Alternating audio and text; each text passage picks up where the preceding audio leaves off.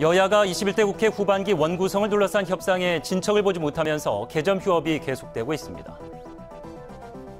조삼모사식으로 조금만 제시하는 것은 진정한 의미의 양보가 아닐 뿐더러 민주당 법사위원장을 양보하겠다고 했지만 이것을 양보라 할 수 있는지, 또 중수청 설립을 위한 사개특위 구성 등 합의 지키란 요구는 국민의힘에게 검수완박법 시행에 동의하란 뜻이니 원구성 의지 담아 내놓은 조건인지 의문인데, 그런데 민주당 탓이기만 할까요?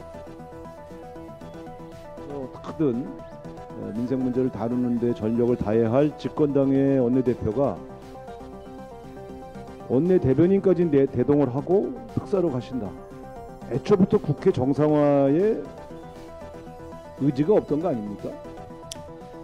네, 권성동 원내대표 출국했습니다. 필리핀 대통령 취임 특사 자격인데 진짜 목적은 원전에 있습니다. 필리핀 정부가 원전 사업을 재개하면 우리 기업이 사업 따낼 수 있도록 교두보 마련하겠다는 건데 왜 하필 이때? 물론 과거에도 여당 원내대표가 대통령 특사로 출국하곤 했지만 그 시점을 국회 운영의 피해 최소화하는 방향에서 택했다는 점에서 아쉬운데, 그런데 의문이 드는 지점이 있습니다. 자신들이 요구 조건을 수용하지 않으면서 만나자고 그러면은 저쪽에서 쇼하는 거냐라고 비판할 것이고, 기왕 안 만나고 가면은 원내대표가 뭘 했냐 또 이렇게 비판이 나올 거예요. 그래서 뭐 어느 쪽이든 간에 비판이 나오기 때문에 지금 상황에서는 만나는 것이 의미가 없다. 어차피 협상 안 될 테니 마주할 필요가 없다는 여유로운 표정과 말 어떻게 보십니까? 원구성 안 되면 의혹 백화점으로 논란인 김승희 박순애 후보자는 청문회 없이 임명 진행될 수 있고, 민주당 단독으로 진행된다면 의석수 앞세워 입법 독주 나섰다 몰아붙일 수 있다는 계산이 끝난 게 아닐까? 우리 경제가 직면한 국내외 여건이 매우 엄중합니다.